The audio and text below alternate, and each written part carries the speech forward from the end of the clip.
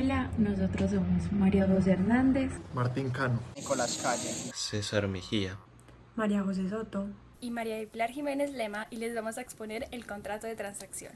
El contrato de transacción está regulado en el Código Civil del artículo 2469 y 2487, y esto lo define de la siguiente manera. La transacción es un contrato en que las partes terminan extrajudicialmente un litigio pendiente o precaven un litigio eventual.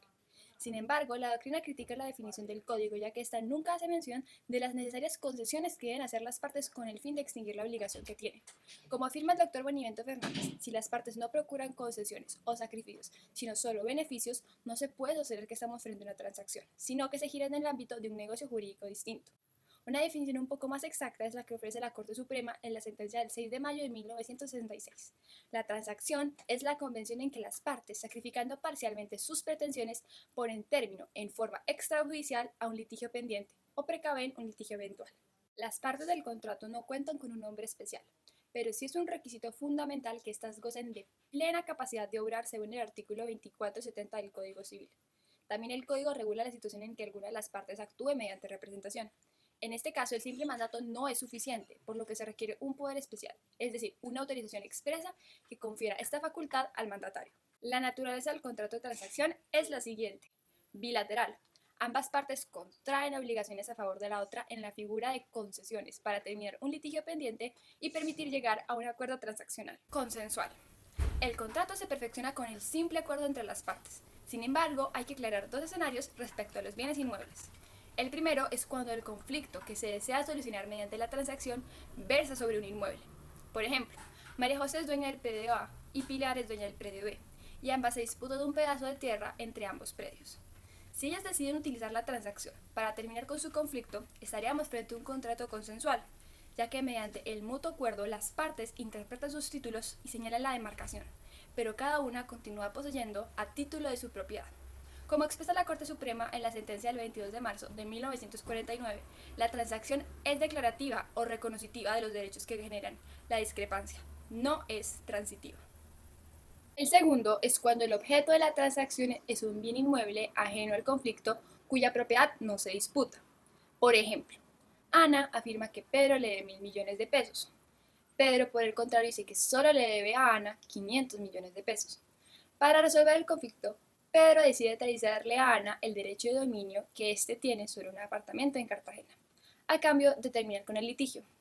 Si ambas partes deciden realizar la transacción descrita, el contrato no sería consensual, sino solemne, por ser el objeto del contrato un bien inmueble que está por fuera del conflicto, como afirma una providencia de la Corte Suprema de Justicia del 12 de julio de 1955. El contrato de transacción es también oneroso. La onerosidad de este contrato gira en torno a la celebración de concesiones recíprocas. Al una parte agravarse en favor de la otra, ésta recibe un beneficio que es el no iniciar un litigio y pactar que se da por solucionado el conflicto. Debido a que es oneroso, la responsabilidad de las partes es hasta de culpa leve. Es también conmutativo. Al clasificarse como oneroso, se debe esclarecer si el contrato es conmutativo o aleatorio. Este contrato es conmutativo ya que debe haber una equivalencia entre las obligaciones de las partes. Sin embargo, esta no debe ser perfecta, sino que se encuentre en justo punto de igualdad entre los beneficios y sacrificios que las partes reporten. Esta equivalencia no debe entenderse como sacrificios idénticos, sino como prestaciones que las partes entiendan como equivalentes en los términos que ellas convengan. Es un contrato principal, ya que no depende de ningún otro contrato para subsistir y producir efectos. Es nominado y típico, nominado porque tiene un nombre propio y típico porque se encuentra regulado en el Código Civil, como lo habíamos mencionado anteriormente. La transacción no gira en torno a la representación, tradición o tenencia, sino que es un tipo especial de contrato que tiene como finalidad identificar y solucionar una controversia entre las partes, como lo expresa el artículo 2469 del Código Civil. Este contrato puede surgir antes o durante un proceso. No es necesario que con la transacción se solucionen todos los puntos del conflicto. Es permitido realizar una transacción parcial sobre una parte de lo disputado. En su origen, en el derecho romano, la transacción era un simple pacto, y como tal, solo disponía de eficacia negativa a través del exceptio, con la cual conseguía paralizar el proceso. Cuando este pacto daba la posibilidad de añadirse un stipulatio, consiguió la acción propia de esta, la actio ex stipulatio. Posteriormente, con la función entre el ius civilis y el ius honorarium, Consecuentemente, el acercamiento entre el pacto y el contrato, la transacción se reconoce como contrato innominado, con la acción propia, la actio praescriptis verbis. En conclusión, el único factor invariable en toda la evolución, en palabras de Tamayo Aya, es que si bien, como simple pacto, con la formalidades stipulatio o con la transformación en contrato innominado, se deduce que el único fondo común e invariable es la existencia de un mutuo consenso, de un acuerdo de voluntades entre las partes que busca poner término a un proceso judicial. La transacción, por tanto, es uno de los instrumentos alternativos al pleito judicial. Esta es su función social, pero no es el único, sino que convive con otros, como la mediación y el arbitraje. Estos procedimientos presentan ventajas indudables, pues permiten que el conflicto sea sistemática y rápidamente analizado y resuelto por profesionales, buenos conocedores del sector en el que el conflicto surge, así como de los problemas recurrentes. Una ventaja característica por parte de algún sector doctrinal es la reducción de la posibilidad de la gravedad del error en la apreciación de la prueba, pues es obvio que un panel de profesionales especialistas en el sector y familiarizados con los problemas que, recurrentemente, surgen en la práctica, tienen menos margen de error que un juez generalista. Ahora procederemos a identificar los elementos esenciales con base en la sentencia del 19 de febrero de 1945 de la Corte Suprema de Justicia. Primero, la existencia de una diferencia litigiosa. Esta hace referencia a que necesariamente para celebrar el contrato debe preexistir un derecho en disputa por las partes, para lo cual es necesario que sea exteriorizado la posición de desacuerdo de estas al respecto. Segundo, voluntad manifiesta de ponerle fin extrajudicialmente o prevenir dicha diferencia. Las partes, por sí mismas y sin recurrir a un proceso judicial, acuerdan solucionar el conflicto. Tercero, existir concesiones recíprocas otorgadas por las partes. Cada parte debe hacer un sacrificio en favor de la otra con el fin de poder obtener un beneficio, que será mínimamente impedir o detener un pleito largo, dispendioso e incierto. Consideramos que la lesión enorme es un elemento de la naturaleza que se podría aplicar a este contrato, pues a pesar de que esta está regulada en principio solo para la compraventa, la Corte Suprema de Justicia ha permitido que esta figura se utilice más allá de la compraventa aplicando una analogía, como lo fue en la sentencia del 31 de mayo de 1961 con la dación en pago. Otro elemento muy importante de la transacción es que esta produce el mismo efecto de la cosa juzgada, según el artículo 2483 del Código Civil. Es decir, que tiene los mismos efectos que una sentencia proferida en un proceso judicial. Esto significa que una vez celebrado el contrato, el conflicto termina y por lo tanto no puede ser objeto de futuros litigios siempre y cuando se cuente con la misma causa y objeto. Sin embargo, las cuestiones propias del contrato per se, como la nulidad o la rescisión, pueden ser demandadas.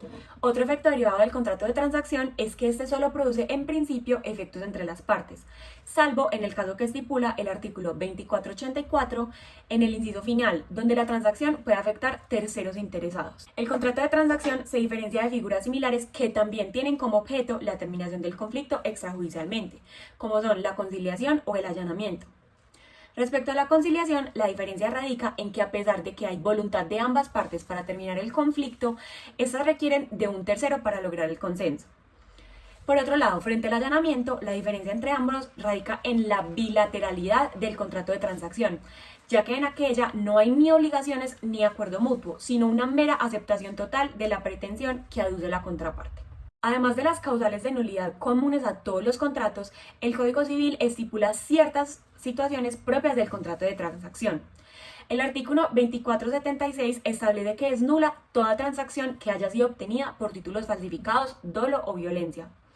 El 2477 expone que es nulo este contrato cuando se celebre en consideración a un título nulo, a menos de que las partes hayan tratado expresamente la nulidad del título. Y por último, el 2478 estipula que no se podrá transigir sobre litigios que ya han sido objeto de cosa juzgada. Un elemento importante de la transacción es que este contrato se entiende intuito persona, es decir, se realiza en consideración de la persona con la cual se transige.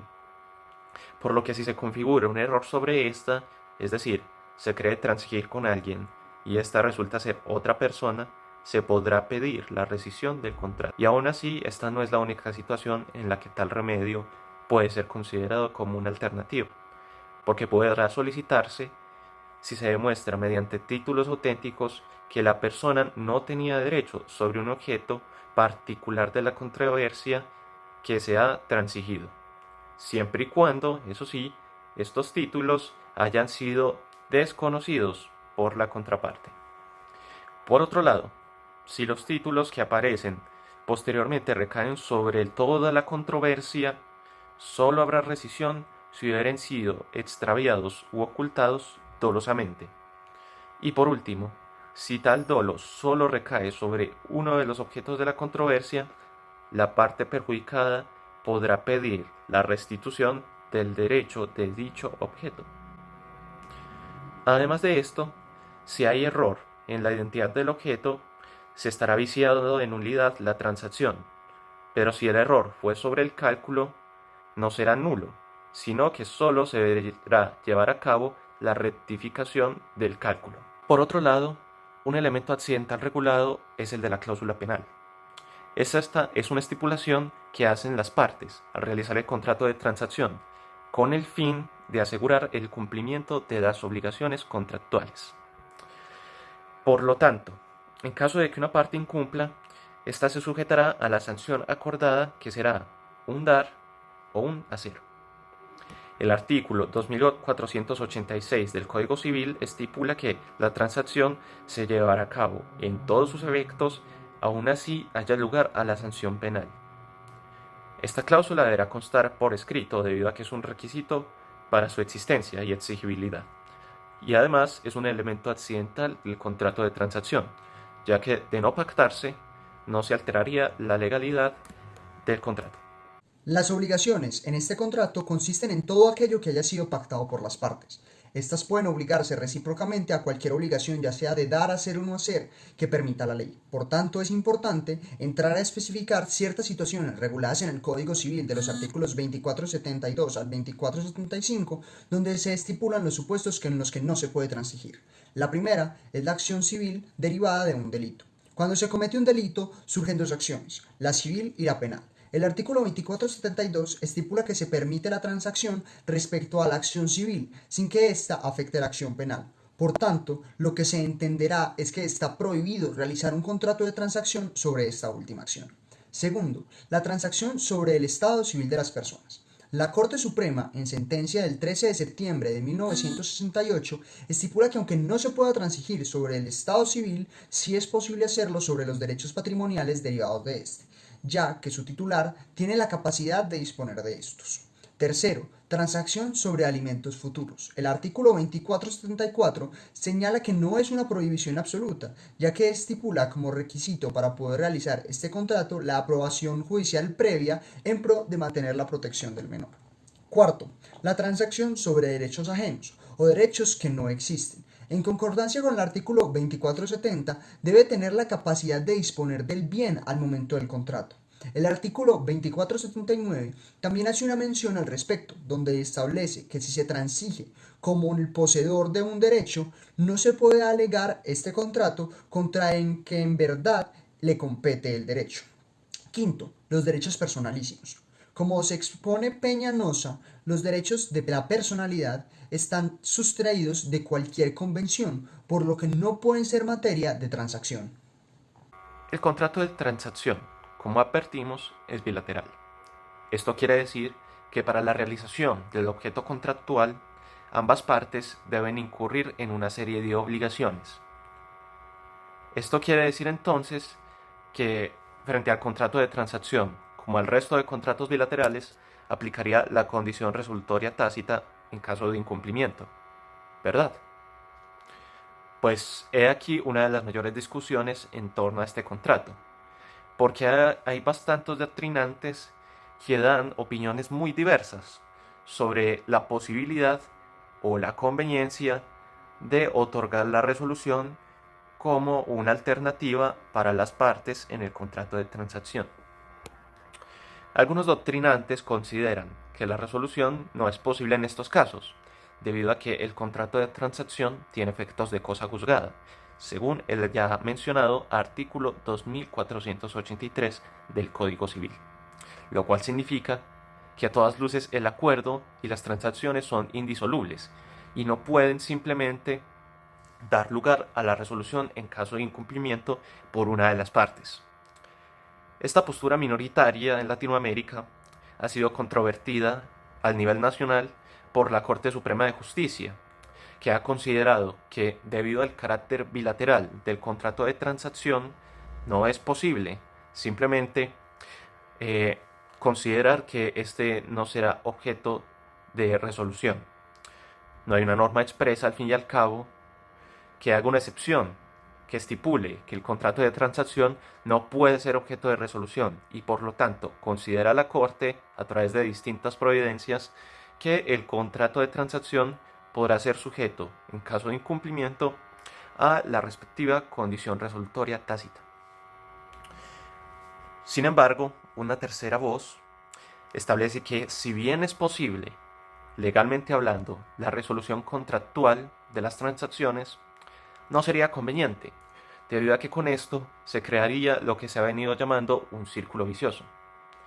Han establecido algunos doctrinantes y diversas tesis la cuestión de que al momento de resolverse un contrato de transacción, no solamente se vuelve a un estado de litigio, de conflicto jurisdiccional entre las partes, pues al fin y al cabo la resolución implica llevar las cosas al estado antes de que se realizara el contrato, sino que aparte también se incurriría en todas las cargas y controversias adicionales que trae la resolución en sí, es decir, posibles indemnizaciones y restituciones que dan lugar con el contrato de transacción ya resuelto.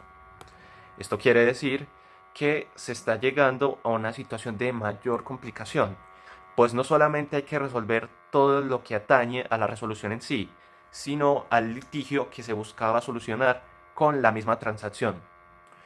Ello ha repercutido y consideran los doctrinantes repercute en fenómenos como la carga que pueden afrontar las instancias judiciales o los mismos contratantes, que ahora tienen un proceso mucho más largo al frente de ellos.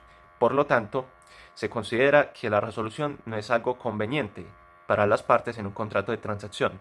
Y la discusión, lo cierto es que continúa aún hoy en día en nuestro país, pues las voces aún siguen oponiéndose a esta posibilidad.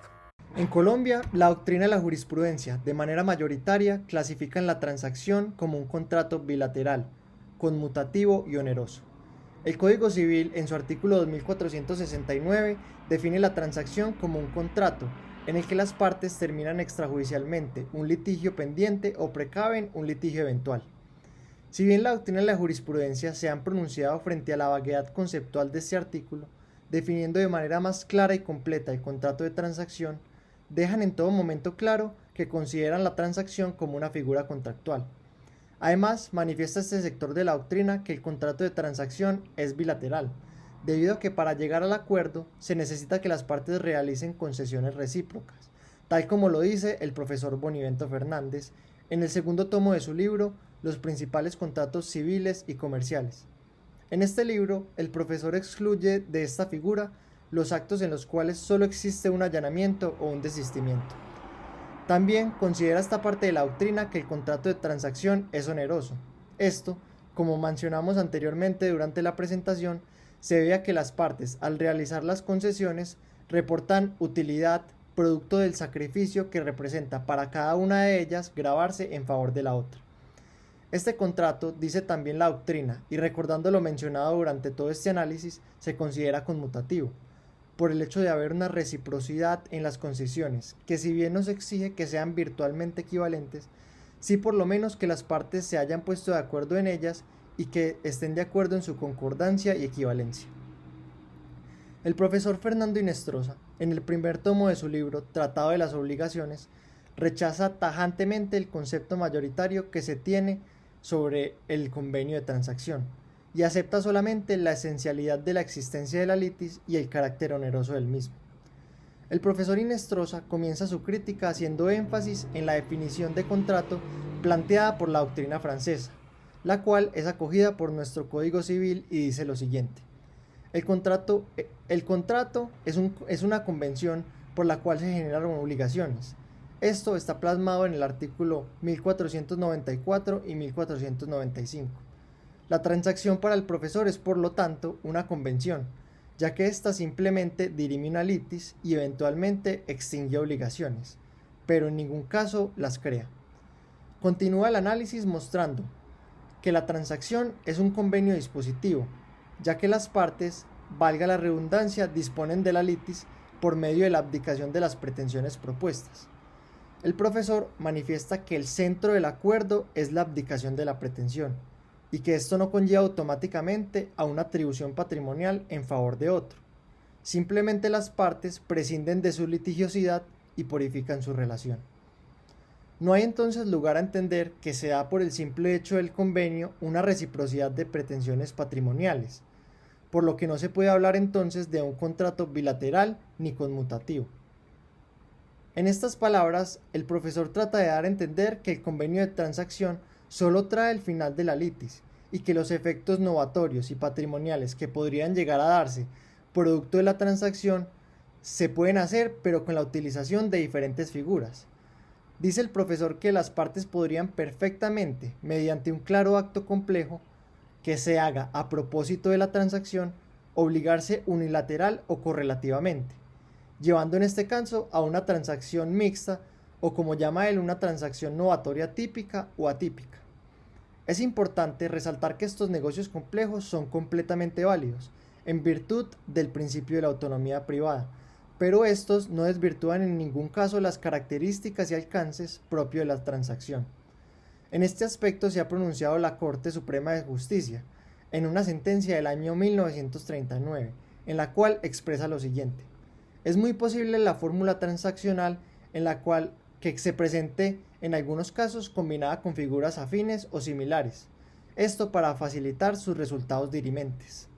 En este evento, la convención que sea de ese modo celebrada tendrá entonces un carácter mixto, pero tal circunstancia no desfigura la transacción, sino que cada una de las cláusulas habrá que aplicarle la reglamentación legal que le corresponda. Esta es en pocas palabras la discusión que plantea el profesor Fernando Inestrosa, de la cual podemos concluir su postura frente a la transacción como un convenio y su restringido alcance, y la somete solamente a la disposición de la relación contractual sobre la que recae la controversia, y de esta manera resuelve la litis. Por esto el profesor manifiesta enfáticamente que los otros pactos que se hagan son posibles en virtud de la autonomía privada, pero son ajenos a su naturaleza y por ende deben regirse por sus normas y no modifican el objeto inicial del convenio de transacción. En la parte inicial podemos evidenciar cómo las partes se presentan y certifican la calidad en la que actúan. Al ser una de las partes una sociedad, debe entonces actuar por medio de un apoderado, el cual está debidamente identificado y debe estar expresamente facultado para transigir, pues se requiere un poder especial para esto. Luego encontramos los antecedentes. Los antecedentes en un contrato de transacción son fundamentales para dejar claro cuál es el negocio que va a ser transigido. Además, este punto sirve para verificar que se haya dado toda la información y prevenir que se dé un vicio en la voluntad. En la primera cláusula podemos observar que este contrato tiene por objeto solucionar las diferencias por las partes y además prevenir futuros litigios. También dejan claro en este punto cuál es el negocio sobre el cual buscan transigir y del cual pueden surgir diferencias en el futuro, las cuales serán solucionadas con ejecución de este contrato. En la cláusula número 4 podemos ver una de las maneras que establecen para solucionar los litigios eventuales. En la número 5 podemos evidenciar cómo se impone en este caso un debido proceso antes de realizar el proceso de talas y podas. Se deja claro quién será el dueño de la madera, quién restaurará los cercos y el terreno en general, en la medida en que se vayan ejecutando las obras.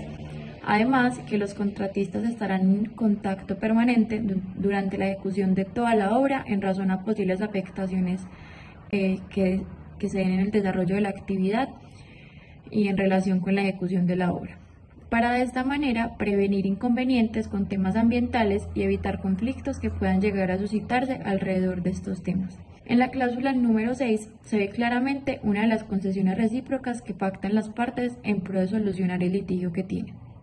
En la número 7 dan fin al litigio y además dan las instrucciones para terminar el trámite judicial en curso. Y finalmente, en la número 8, deciden pactar los efectos de cosa juzgada que tendrá este contrato de transacción.